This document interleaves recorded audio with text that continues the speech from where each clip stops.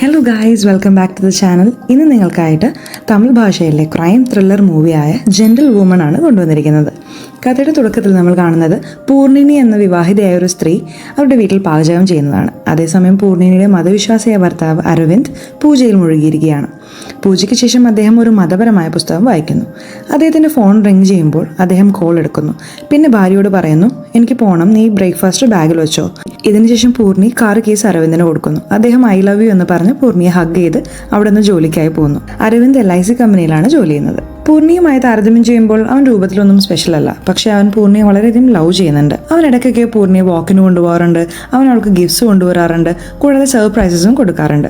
അതായത് ഓവറോൾ പൂർണിയുടെ ജീവിതം വളരെ നന്നായിട്ടാണ് പോകുന്നത്. അവളൊരു ഹൗസ് വൈഫാണ്. അവളുടെ ജോലി ഭർത്താവിനെ സേവിക്കുക എന്നത് മാത്രമാണ്. അവൾ ഈ ജോലി വളരെ സന്തോഷത്തോടെ ചെയ്യുന്നു. ഒരു ദിവസം പൂർണി അപ്പാർട്ട്മെന്റിലെ ഒരു ആന്റിയുടെ വീട്ടിൽ പോകുന്നു. അവിടെ പെണ്ണുങ്ങളുടെ മുഴുവൻ ഗ്രൂപ്പും കൂടിയിട്ടിരിക്കുന്നു. കാരണം ആ ആന്റിയുടെ വീട്ടിലൊരു ചെറിയ ഫംഗ്ഷൻ ഉണ്ട്. അവിടെ ഭക്ഷണം പാചകം ചെയ്യണം. പക്ഷെ കിച്ചണിലെ ലൈറ്റ് അധികം വർക്ക് ചെയ്യുന്നില്ല, മിന്നിക്കൊണ്ടിരിക്കുകയാണ്. പൂർണി ടേബിളിൽ കയറി ബൾബ് മാറ്റുന്നു. അത് കണ്ട് ആന്റി പറയുന്നു, വീട്ടിൽ ഇത്രയും പുരുഷന്മാരുണ്ടായിട്ടും ബൾബ് മാറ്റണമെന്ന് ഞാൻ വളരെ നാളായി പറയുന്നു. കുക്കിങ്ങിന് ബുദ്ധിമുട്ട് അനുഭവപ്പെടുന്നുണ്ട്, പക്ഷേ ഇപ്പോഴാണ് ചെയ്യുന്നത്.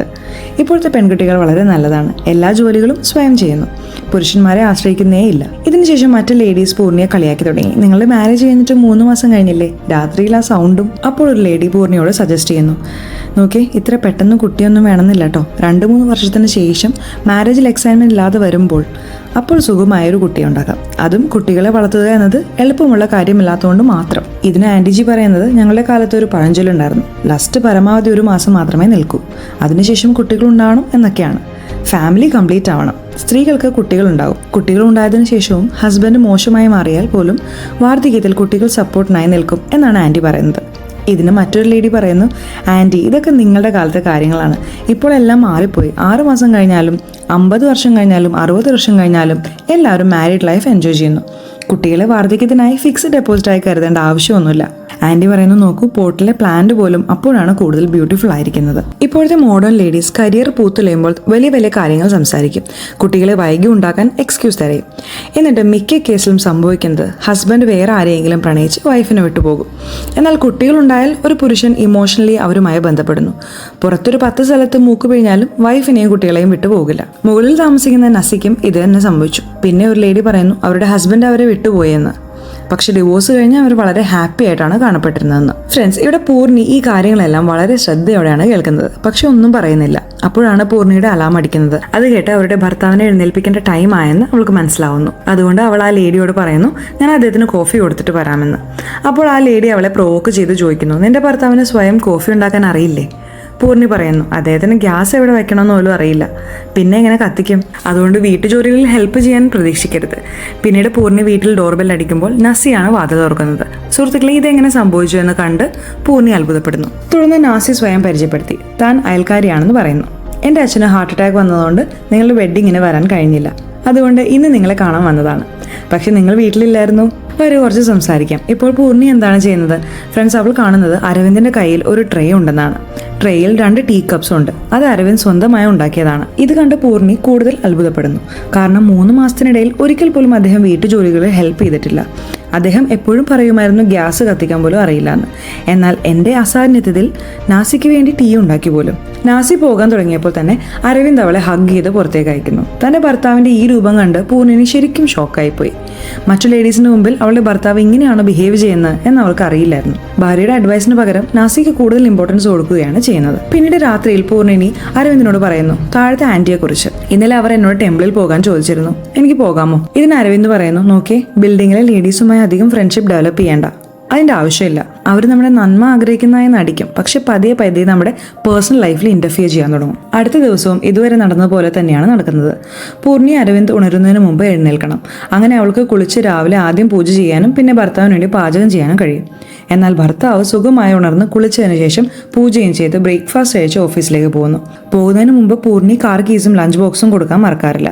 ഭർത്താവ് ഓഫീസിലേക്ക് പോയതിനു ശേഷം പൂർണി വസ്ത്രങ്ങൾ ഇളക്കുക തുടങ്ങിയ ജോലികളിൽ ബിസിയാകുന്നു. പെട്ടെന്ന് അവളുടെ അമ്മായി വിളിക്കുമ്പോൾ, ഞാൻ വിളിച്ചാൽ മാത്രമേ നീ ചെയ്യൂ, നിനക്ക് സ്വന്തമായി ചെയ്യാൻ പറ്റില്ലേ എന്ന് വഴക്ക് പറയുന്നു. അപ്പോൾ പൂർണിനി പറയുന്നു, അവർ എൻ്റെ ഫോൺ ഇതുവരെ റീചാർജ് ചെയ്തിട്ടില്ല, അതുകൊണ്ട് ഇവിടെ നിന്ന് എനിക്ക് കോൾ ചെയ്യാൻ പറ്റുന്നില്ല. അപ്പോൾ അവളുടെ അമ്മായിയമ്മയും അതേ കാര്യം പറയുന്നു. ആ വിലയില്ലാത്ത ആളെ ട്രസ്റ്റ് ചെയ്യരുത്, അയാൾ പുറത്തെ വർക്കിൽ അത്രയ്ക്ക് ബിസി ആകുന്നു, വീട്ടിലെ ജോലികൾ ചെയ്യാൻ ബോധം പോലുമില്ല. അവരുടെ സംസാരത്തിൽ നിന്ന് ഫ്രണ്ട്സ്, നമുക്ക് മനസ്സിലാകുന്നത് പൂർണ്ണിയുടെ അമ്മായിയമ്മ മകളുടെ വീട്ടിൽ വന്നിരിക്കുന്നത് പൂർണ്ണിയുടെ നാത്തൂൻ പ്രഗ്നന്റ് ആണ്. അടുത്ത മാസം ഡെലിവറിയാണ്. അപ്പോൾ അവിടെ അമ്മായിയമ്മയും അതേ കാര്യം പറയുന്നു. രാത്രിയിൽ പൂർണ്ണി അവളുടെ ഭർത്താവിനോട് പറയുന്നു, എൻ്റെ ഫ്രണ്ടിന്റെ സഹോദരി നാട്ടിൽ നിന്ന് ഇന്റർവ്യൂവിന് വരുന്നുണ്ട്, നമ്മുടെ വീട്ടിൽ നിർത്താമോ? അരവിന്ദ് ഗ്രീൻ സിഗ്നൽ കാട്ടിക്കൊടുത്തു. തീർച്ചയായും അവൾ വരുന്നത് നിങ്ങളെക്കുറിച്ച് ചീറപ്പ് ചെയ്യുമെന്ന് പറഞ്ഞു. എന്തായാലും വർക്ക് കാരണം 2-3 ദിവസം എനിക്ക് ബോർ അടിക്കേണ്ടി വരും. അങ്ങനെ അവൻ്റെ ഫ്രണ്ട് ദീപ നാട്ടിൽ നിന്ന് പൂർണ്ണിയുടെ വീട്ടിൽ വരുന്ന ദിവസം അരവിന്ദിന് പുറത്തു പോകേണ്ടി വന്നു. പക്ഷെ ദീപയെ കണ്ടപ്പോൾ അവൻ്റെ മനസ്സിൽ ഒരു ചെറിയ ചലനം ഉണ്ടായി. പൂർണ്ണിക്ക് ഹായും ഹലോയും പറഞ്ഞ ശേഷം അവൻ പൂർണ്ണിയോട് പറഞ്ഞു, ഇന്ന് നിനക്ക് ടെമ്പിളിൽ പോകണമായിരുന്നില്ലേ? അപ്പോൾ ഞാൻ വർക്കിന് പോകുമ്പോൾ നിന്നെ ടെമ്പിളിൽ ഡ്രോപ്പ് ചെയ്യാം. അതുവരെ ദീപ വീട്ടിൽ കുറിച്ച് റെസ്റ്റ് എടുക്കട്ടെ. എന്തായാലും ദീപയുടെ ഇന്റർവ്യൂ നാളെയാണ്. ഇതിനുശേഷം അരവിന്ദ് പൂർണ്ണിയെ കുറിച്ച് ദൂരം കാറിൽ കൊണ്ടുപോകുന്നു. എന്നിട്ട് പറയുന്നു, അയ്യോ എൻ്റെ ഫോൺ വീട്ടിൽ മറന്നു വെച്ചെന്ന് തോന്നുന്നു. നീയും ഓർമ്മിപ്പിച്ചില്ല. പക്ഷേ കാറിൽ ഫോൺ കാണാതായപ്പോൾ അരവിന്ദ് പറയുന്നു, ഞാൻ വീട്ടിൽ പോയി ഫോൺ എടുത്തുകൊണ്ട് വരാം, നീ ഇവിടെ നിന്ന് ഓട്ടോ എടുത്ത് ടെമ്പിളിലേക്ക് പൊക്കോളൂ. അങ്ങനെ പൂർണ്ണി ഓട്ടോയിൽ ടെമ്പിളിലേക്ക് പോകുന്നു. അവൾ പോയതിനു ശേഷം ഈ ബുദ്ധിമാനായ അരവിന്ദ് വീട്ടിലേക്ക് തിരിച്ചു വന്ന് വാതിൽ തുറന്ന് ദീപയോട് പറയാൻ തുടങ്ങുന്നു, ഹേ എൻ്റെ ഫോൺ കാണുന്നില്ല, ഞാൻ എവിടെയോ മറന്നു വെച്ചു, നിന്റെ ഫോണിൽ നിന്ന് എന്നെ ഒന്ന് വിളിക്കാമോ? അല്ല, നിന്റെ കയ്യിൽ എൻ്റെ നമ്പർ ഇല്ലല്ലോ, എൻ്റെ നമ്പർ എഴുതി വെക്കൂ. ഇപ്പോൾ അരവിന്ദ് വീട്ടിൽ അവൻ്റെ ഫോൺ കണ്ടെത്തുന്നു. പക്ഷേ അവൻ പറയുന്നു, ധൃതിയിൽ വന്നതുകൊണ്ട് കുറച്ച് ശ്വാസം മുട്ടുന്ന പോലെയുണ്ട്, അതുകൊണ്ട് കുറച്ച് വെള്ളം ചൂടാക്കി തരുമെന്ന്.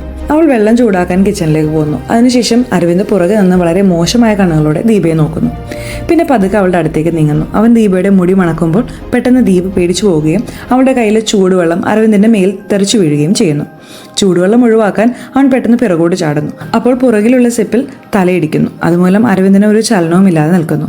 കുറച്ച് സമയത്തിന് ശേഷം പൂർണ്ണി വീട്ടിൽ തിരിച്ചെത്തിയപ്പോൾ കിച്ചണിൽ ഈ രംഗം കണ്ട് ഞെട്ടിപ്പോകുന്നു. കരഞ്ഞുകൊണ്ട് അവൾ ദീപയോട് ചോദിക്കുന്നു, നീ എന്താണ് ചെയ്തത്? പിന്നെ അവൾ അരവിന്ദിനെ ഉണർത്താൻ ശ്രമിക്കുന്നു. പക്ഷെ അവൻ ഉണരുന്നില്ല. അപ്പോൾ അരവിന്ദിന്റെ ഫോൺ റിങ് ചെയ്യുന്നു. ഫോൺ വളരെ നേരം തുടർച്ചയായി റിങ് ചെയ്തതിനു ശേഷം പൂർണിമ ഫോൺ എടുക്കുന്നു. എന്നിട്ട് ഈ കോൾ അറ്റൻഡ് ചെയ്യുന്നു. അന്ന എന്ന പേരിലുള്ള ഒരു പെൺകുട്ടിയാണ് വിളിച്ചത്. അവൾ പറയുന്നു, ബേബി എവിടെയാണ്? നമുക്ക് ലേറ്റ് ആവും, പെട്ടെന്ന് ഗോവയിലേക്ക് വാ, ഞാൻ എയർപോർട്ടിൽ വെയിറ്റ് ചെയ്യുകയാണ്. ഒരു കാര്യം കൂടി, വഴിയിൽ എനിക്ക് പാഡ്സ് വാങ്ങണം, എനിക്ക് പീരീഡ് സ്റ്റാർട്ടായി. ഇതെല്ലാം കേട്ട് പൂർണ്ണി ഷോക്കാകുന്നു. എന്നിട്ട് അവൾ അനയുടെയും അരവിന്ദിന്റെയും വാട്സാപ്പ് ചെക്ക് ചെയ്യുന്നു. അതിൽ നിന്ന് അനയും അരവിന്ദും ഡേറ്റിംഗിലായിരുന്നു എന്ന് മനസ്സിലാക്കുന്നു. ജോലിയുടെ പേരിൽ അരവിന്ദ് അനയുമായി ഗോവയിലേക്ക് പോവുകയായിരുന്നു, ക്വാളിറ്റി ടൈം ചെലവഴിക്കാൻ. ഇത് പൂർണ്ണിയെ വളരെ ദേഷ്യം പിടിപ്പിക്കുന്നു. ഇത്ര നാൾ എന്നെ വഞ്ചിച്ചു എന്നറിഞ്ഞപ്പോൾ പൂർണ്ണിയുടെ ദേഷ്യം അതിരുവിടുന്നു. അവൾ ഉടനെ തന്നെ അടുത്തുണ്ടായിരുന്ന അരിവാൾ എടുത്ത് അരവിന്ദിന്റെ കഴുത്തിൽ വെട്ടുന്നു. ഇത്തവണ അരവിന്ദ് യഥാർത്ഥത്തിൽ കഴുത്ത് മുറിഞ്ഞു മരിക്കുന്നു. അപ്പോഴാണ് ദീപ ഡോർബെല്ലിന്റെ ശബ്ദം കേൾക്കുന്നത്. പൂർണ്ണി ഞെട്ടി ഉണരുന്നു. അവൾ അതിലെ രക്തം ക്ലീൻ ചെയ്ത ശേഷം ഡോർ തുറക്കുന്നു. ഡോറിൽ ഒരു വാച്ച്മാൻ ഉണ്ട്. അദ്ദേഹം പറയുന്നു, മാഡം, സാറ് കാറ് റോഡിലാണ് പാർക്ക് ചെയ്തിരിക്കുന്നത്, എല്ലാവർക്കും ബുദ്ധിമുട്ടുണ്ടാക്കുന്നുണ്ട്, കാർ സൈഡിൽ പാർക്ക് ചെയ്യാൻ പറയണം. ഇപ്പോൾ വാച്ച്മാൻ അറിയില്ല സാർ അദ്ദേഹത്തിന്റെ തെറ്റായ പ്രവർത്തികൾ കാരണം മരിച്ചുപോയെന്ന്. അപ്പോൾ പൂർണ്ണി വില്ലേജിലായിരുന്നപ്പോൾ അവൾ അവിടെ ട്രാക്ടർ ഓടിക്കാറുണ്ടായിരുന്നു. പക്ഷെ കാർ ഓടിച്ചിട്ടില്ല. കാരണം അരവിന്ദ് എപ്പോഴും പറയാറുണ്ടായിരുന്നു, നിനക്ക് ട്രാക്ടറല്ലേ ഓടിക്കാൻ കഴിയൂ, കാർ ഓടിക്കാൻ കഴിയില്ല എന്ന്. കാറിൽ വ്യത്യാസമുണ്ട്. ഇത് നിങ്ങളുടെ നാട്ടിൻപുറം അല്ല, നിങ്ങൾക്ക് എവിടെയും കാർ ഓടിക്കാം, പാലിക്കേണ്ട നിരവധി റൂൾസ് ഉണ്ട്. പക്ഷേ ഇന്ന് പൂർണ്ണിക്ക് ആവശ്യം വന്നു അവൾ സ്വയം കാർ ഒരു ചെറിയ സ്ഥലത്ത് വളരെ സേഫ്ലി പാർക്ക് ചെയ്യുന്നു. അതിനുശേഷം അവൾ മുകളിലേക്ക് പോയി അരവിന്ദിന്റെ മൃതദേഹം അവളുടെ ഫ്രിഡ്ജിൽ വെക്കുന്നു. പിന്നെ മുഴുവൻ വീടും വളരെ ക്ലീനായി ശുചിയാക്കുന്നു. ക്ലീൻ ചെയ്ത് ക്ഷീണിച്ചപ്പോൾ അവൾ ആദ്യം തനിക്കായി ഒരു സർബത്ത് ഉണ്ടാക്കി എന്നിട്ട് റിലാക്സ് ചെയ്യുന്നു. അവൾ ഇരുന്ന് ഹൃദയം നിറയെ കരയുകയാണ്. പിറ്റേന്ന് രാവിലെ അവൾ ദീപയോട് പറയുന്നു, നിനക്ക് ഇന്ന് ഇന്റർവ്യൂ ഉണ്ടല്ലേ, ഞാൻ ബ്രേക്ക്ഫാസ്റ്റ് ഒക്കെ റെഡിയാക്കാം, നീ അതുവരെ റെഡിയാവും. റെഡി ആയതിനു ശേഷം ദീപ പൂർണ്ണിയോട് പറയുന്നു, ദീദി, ഒന്നും സംഭവിച്ചിട്ടില്ലെന്ന പോലെയാണ് നിങ്ങൾ പെരുമാറുന്നത്. നമുക്ക് പോലീസ് സ്റ്റേഷനിൽ പോയി എല്ലാ ക്രൈംസും കൺഫ്യൂസ് ചെയ്യാം. ഇപ്പോഴത്തെ സൊസൈറ്റിയിൽ എന്താണ് കൺസെപ്റ്റ് എന്ന് നിനക്കറിയാമോ? നല്ലത് ചീത്തയാണ്. എന്തായാലും നിന്റെ ഭർത്താവ് നിന്റെ ദൈവമാണ്. ഇതാണ് ഇപ്പോൾ സൊസൈറ്റിയിൽ നടക്കുന്നത്. ഇതെല്ലാം അവളുടെ തെറ്റാണ്. ഇതിനുശേഷവും നമ്മളെ ആയിരിക്കും കുറ്റപ്പെടുത്തുക. ആദ്യമായി നിങ്ങൾ ചെറിയ വസ്ത്രങ്ങൾ ധരിച്ച് അരവിന്ദിനെ പ്രൊവോക്ക് ചെയ്തിട്ടുണ്ടാവും. നിങ്ങൾ അവൻ എന്തെങ്കിലും ഹിന്റ് കൊടുത്തിട്ടുണ്ടാവും. അതുകൊണ്ടാണ് അവൻ നിങ്ങളുടെ അടുത്തേക്ക് വന്നത് എന്നൊക്കെ വിരൽ ചൂണ്ടപ്പെടും. എന്റെ ഭർത്താവിന്റെ ആവശ്യങ്ങൾ ഞാൻ സാധിച്ചു കൊടുക്കാത്തത് മൂലമാണ് അവൻ പുറത്തുപോയി തുപ്പുന്നത് എന്ന് എന്നെയും കുറ്റപ്പെടുത്തും. പന്നിയെ വില കൂടിയ സോപ്പ് ഉപയോഗിച്ച് കുളിപ്പിച്ചാലും അത് ഡ്രെയിനിലേക്ക് തന്നെയല്ലേ പോവുള്ളൂ. ആരും മനസ്സിലാക്കില്ല. ആ പന്നിക്ക് വേണ്ടി ജീവിതം മുഴുവൻ കോർട്ടിൽ ചെലവഴിക്കാൻ ആരും ആഗ്രഹിക്കില്ല.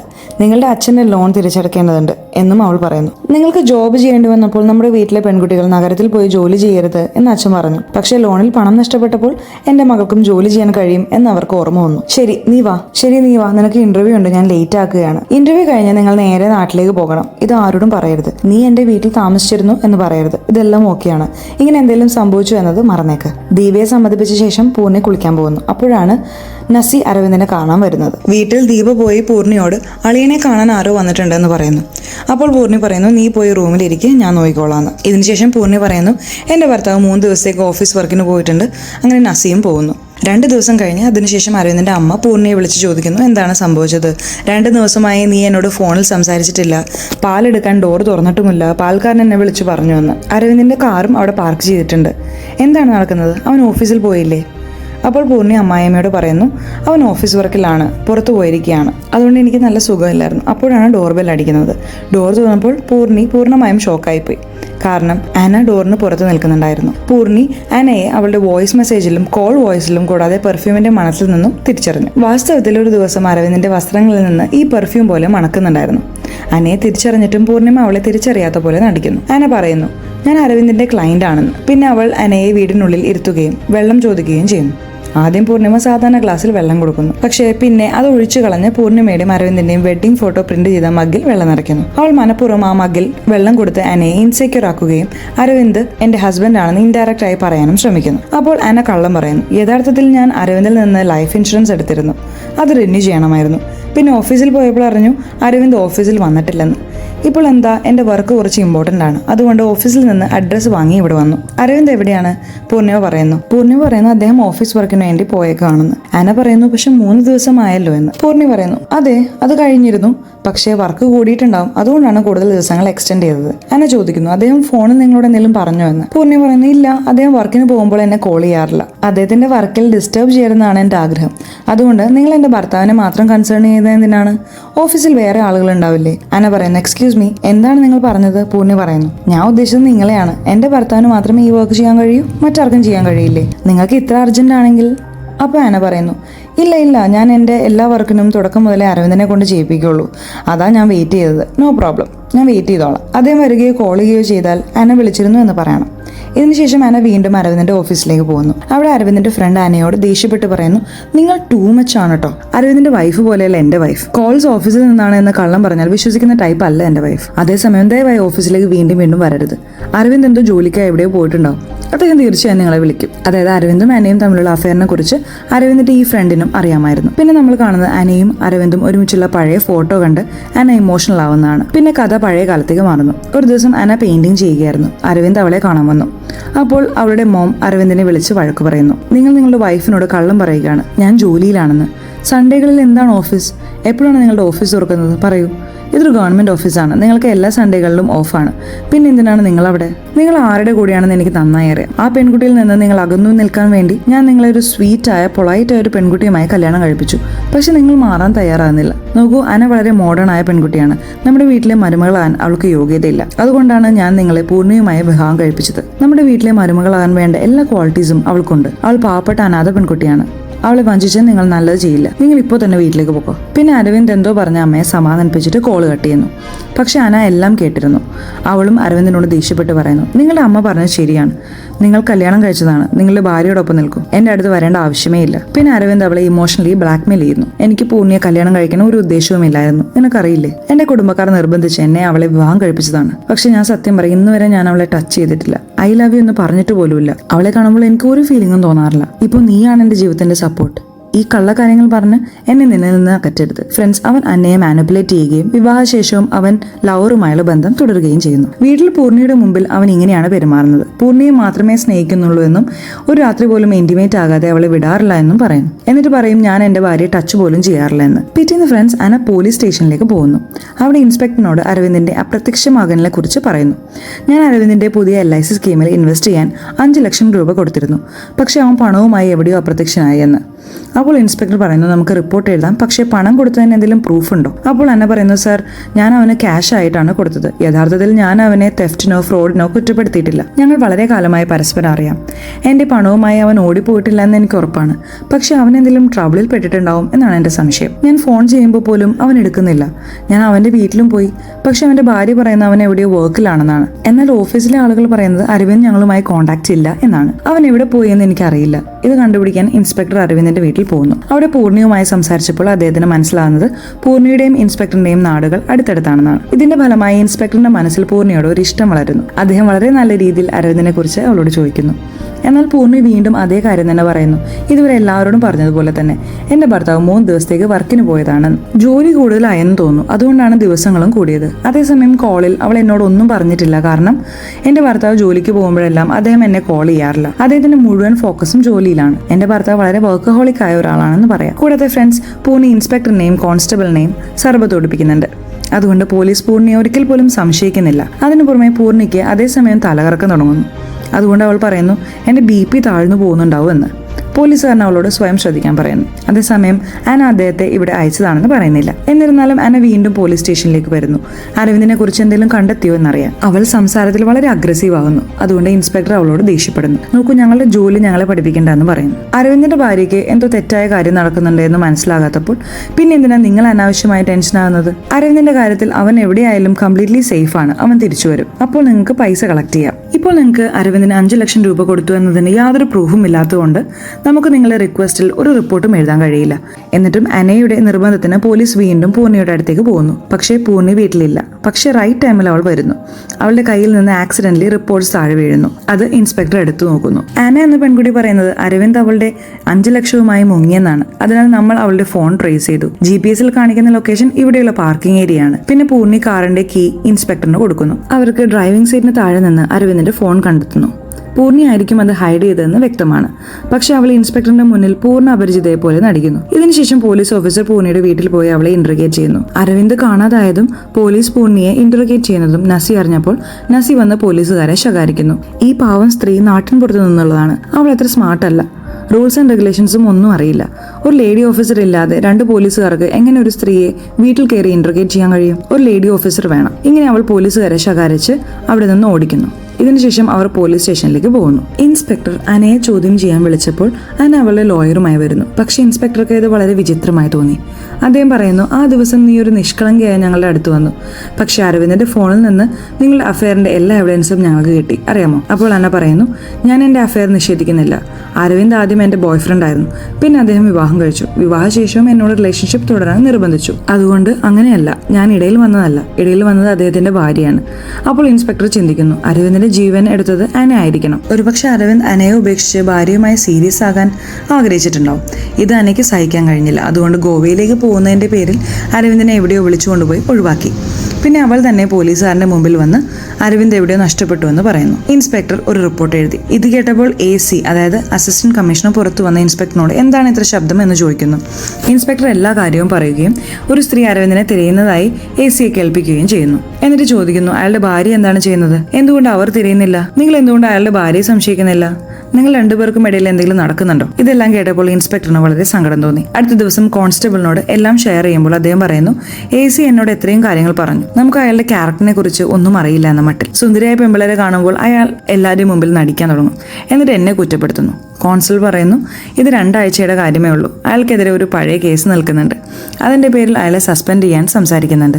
ഇപ്പോൾ AC പൂർണ്ണിയെ വിളിച്ച് സ്റ്റേഷനിലേക്ക് വിളിപ്പിച്ച് ഇന്റർഗേറ്റ് ചെയ്യുന്നു. അവർ അത് വളരെ കംഫർട്ടബിളായി ചെയ്യുന്നു. എന്നിട്ട് AC പൂർണ്ണിയുടെ ഭർത്താവിന്റെ അഫയറിനെ കുറിച്ച് ചോദിക്കുമ്പോൾ പൂർണ്ണി വലിയ കോൺഫിഡൻസോട് കൂടി പറയുന്നു, എന്റെ ഭർത്താവ് എന്നെ വളരെയധികം സ്നേഹിക്കുന്നു.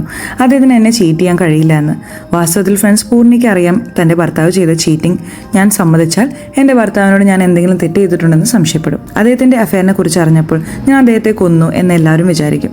അതുകൊണ്ടാണ് അവൾ പൂർണ്ണമായും നിഷ്കളങ്കയായി അഭിനയിക്കുന്നത്. മറുവശത്ത് നമ്മൾ അനയെ കാണുന്നു. അവൾ അവളുടെ അമ്മയുടെ ശവകുടീരത്തിൽ വെച്ച് അവളുടെ അച്ഛന്റെ മുന്നിൽ അവളുടെ സീൻ സമ്മതിച്ചിട്ടുണ്ട്. അതുകൊണ്ടാണ് അവളുടെ അച്ഛൻ അവളോട് നടന്നു ഒരു വിവാഹത്തിനെ പിന്തുടരുന്നതിൽ യാതൊരു കാര്യവുമില്ലെന്ന് സജസ്റ്റ് ചെയ്യുന്നത്. ജീവിതത്തിൽ മുന്നോട്ട് പോയ ഒരു നല്ല മനുഷ്യനെ വിവാഹം കഴിക്കും, മറ്റെല്ലാം തന്നെ ശരിയാവും. പക്ഷേ അനയുടെ കണ്ണുകളിൽ അരവിന്ദന്റെ സ്നേഹം ഇപ്പോൾ ആ പാവം പെൺകുട്ടിയുമായി ബന്ധപ്പെട്ടിരിക്കുന്നു. അരവിന്ദ് നിർബന്ധത്തിന് വഴങ്ങി പൂർണ്ണിയെ വിവാഹം കഴിച്ചതാണെന്നും അയാൾ എന്നെ സ്നേഹിക്കുന്നുണ്ടെന്നും തോന്നുന്നു. പിന്നെ രാത്രിയാകുന്നു. പെട്ടെന്ന് പൂർണ്ണിക്ക് വയറ്റിൽ വേദന വരികയും അവളുടെ കിടക്ക രക്തം കൊണ്ട് നിറയുകയും ചെയ്തു. യഥാർത്ഥത്തിൽ അവൾക്ക് അബോർഷൻ സംഭവിച്ചു. അതുകൊണ്ട് പൂർണ്ണി വളരെ ദുഃഖിതയായി. അടുത്ത ദിവസം അന വീണ്ടും അവളുടെ വീട്ടിൽ വരുന്നു.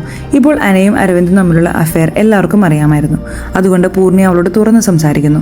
അവൾ പറയുന്നു, അരവിന്ദ് നിങ്ങളെ യഥാർത്ഥത്തിൽ സ്നേഹിച്ചിരുന്നുവെങ്കിൽ എന്തിനാണ് എന്നെ വിവാഹം കഴിച്ചത്?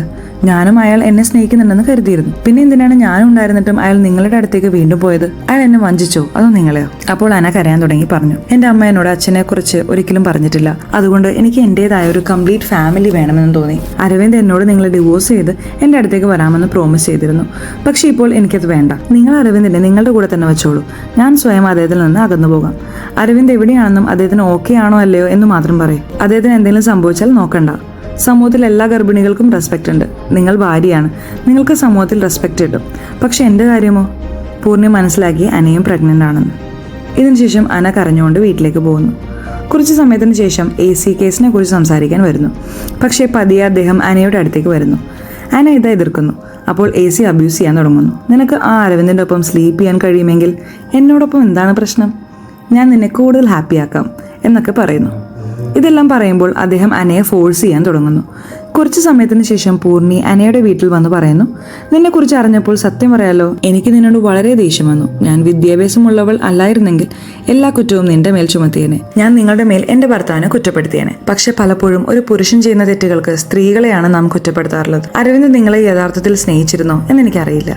പക്ഷെ അയാൾ നമ്മൾ രണ്ടുപേരെയും ചീറ്റ് ചെയ്തു എന്നുറപ്പാണ്. അയാൾ നമ്മൾ രണ്ടുപേരോടും ലോയൽ ആയിരുന്നില്ല. ആ ബാസ്റ്ററിന്റെ കുട്ടി എന്ന് വിളിക്കപ്പെടുന്നതിനേക്കാൾ അച്ഛന്റെ പേരില്ലാതെ വളരുന്നതാണ് നിങ്ങളുടെ കുട്ടിക്ക് നല്ലത്. ആ ജനിക്കാനിരിക്കുന്ന കുട്ടിയോട് ഞാൻ സോറി പറയാനും ആഗ്രഹിക്കുന്നു. കാരണം ഞാനാണ് അവൻ്റെ അച്ഛനെ കൊന്നത്.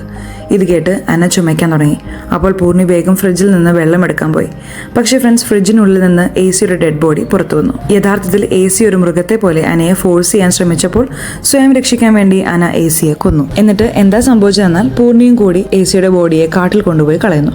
എന്നിട്ട് ആ സീൻ നടക്കുന്നു. കുറച്ച് മാസങ്ങൾക്ക് ശേഷം ഒരു ദിവസം ഷിഫ്റ്റ് ഇൻസ്പെക്ടർ പൂർണ്ണിയുടെ വീട്ടിൽ വരുന്നു. അവിടെ അദ്ദേഹം പൂർണ്ണിയോട് അവരുടെ ഭർത്താവിനെ കണ്ടെത്താൻ കഴിയാത്തതിൽ മാപ്പ് പറയുന്നു. AC സാറിന്റെ മരണശേഷം ആ ഫയൽ അവിടെ കുടുങ്ങിക്കിടക്കുകയാണെന്നും നിങ്ങളുടെ ഭർത്താവിനെ പറ്റി യാതൊരു ക്ലൂവും കണ്ടെത്താൻ കഴിഞ്ഞില്ലെന്നും പറയുന്നു. എന്നിട്ട് അന ഇൻസ്പെക്ടറിനെ കാണുന്നു. പൂർണ്ണിയോടൊപ്പം അനയെ കാണുന്നത് ഇൻസ്പെക്ടറിനെ അത്ഭുതപ്പെടുത്തുന്നു. രണ്ടുപേരും ഒരേ വീട്ടിൽ താമസിക്കുന്നത് കണ്ടിട്ട്. അതിനു പുറമെ അന പ്രഗ്നന്റ് ആണ്. അവളുടെ ബേബി ബമ്പ വ്യക്തമായി കാണാം. ഇൻസ്പെക്ടറിന് എന്തോ തെറ്റ് മണത്തിട്ട് ഉടനെ അവിടെ നിന്ന് പോകുന്നു. അവർ സൊസൈറ്റിക്ക് പുറത്തു പോകുമ്പോൾ ഒരു നായ എല്ല് കടിക്കുന്നത് കാണുന്നു. ഇൻസ്പെക്ടർ അത് എന്ത് എല്ലാണെന്ന് നോക്കാൻ അടുത്തു പോകുമ്പോൾ നായ അദ്ദേഹത്തെ കടിക്കുന്നു. ഇതിനുശേഷം നമുക്ക് പൂർണ്ണിയുടെ വീട്ടിൽ അന വരച്ച ഒരു പെയിന്റിംഗ് കാണുന്നു. അതിൽ ഒരു ദേവിയുടെ രൂപം ഒരു കയ്യിൽ കലവുമായി മറ്റേ കയ്യിൽ പാത്രവുമായി വരച്ചിരിക്കുന്നു. കലത്തിനടുത്ത് ഒരു നായ ഇരിക്കുന്നുണ്ട്. പിന്നെ ഒടുവിൽ നമുക്ക് പൂർണ്ണിയെ രാത്രി വൈകി കുക്കറുമായി സൊസൈറ്റിക്ക് പുറത്ത് കാണിക്കുന്നു. അവൾ ചുറ്റുമുള്ള നായ്ക്കൾക്ക് ഭക്ഷണം കൊടുക്കുന്നത് കാണും. അവൾ കുക്കറിൽ നിന്നും അവർക്ക് ഭക്ഷണം കൊടുക്കുന്നു. ഇതിൽ നിന്ന് നമുക്ക് മനസ്സിലാക്കാം പൂർണ്ണി അരവിന്ദിന്റെ മൃതദേഹം ഫ്രിഡ്ജിൽ വെച്ച് പിന്നെ പതുക്കെ കഷ്ണങ്ങളാക്കി ചോറുമായി കുക്ക് ചെയ്ത് നായ്ക്കൾക്ക് കൊടുത്തു. ഇതിനെക്കുറിച്ച് പൂർണ്ണിക്കും അനയ്ക്കും മാത്രമേ അറിയാവുന്നുള്ളൂ. അപ്പോൾ ഫ്രണ്ട്സ്, മൂവി എങ്ങനെയുണ്ട്? എന്തായിരുന്നാലും കമന്റ് ബോക്സിൽ അറിയിച്ചോളൂ. ഇനി അടുത്ത വീഡിയോയിൽ കാണാം. അതുവരെ ബൈ.